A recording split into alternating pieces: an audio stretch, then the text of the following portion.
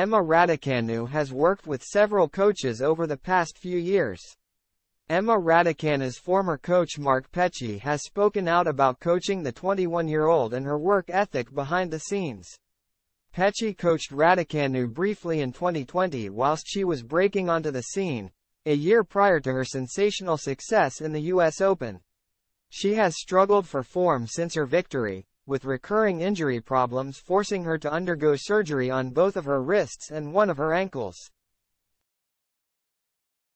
Raducanu is now back on the court and looking to recapture her old form, and Petchey believes she has the attitude to bounce back in style.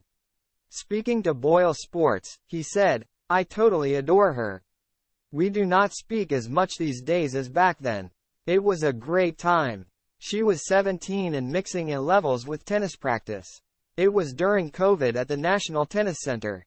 She never missed a practice, driving herself from Bromley and smashed it with her A-levels. She took on board everything we decided to work on. We changed her racket, her serve and forehand techniques, and she was open-minded and dedicated to everything we did. I did 3 and 4 hour practice sessions with her and she would be out there no problem at all.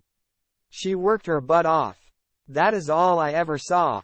Any criticism I see coming her way, I just dismiss because that is not the person I saw." Raducanu's injury concerns have been credited for plenty of her poor displays over the past few years.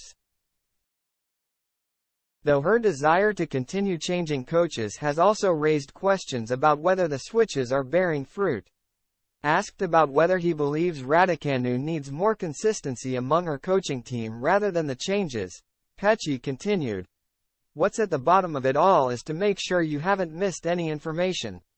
Nobody can know it all. When I coach somebody, I do ask others' opinions and ask if there is something I should be doing. I am in favor of it. But to a point, too much different information does complicate the issue. We all have ideas, styles and beliefs about how tennis should be played. There does come a point where it becomes very difficult to dissect this avalanche of information and data and actually put it together and make it make sense.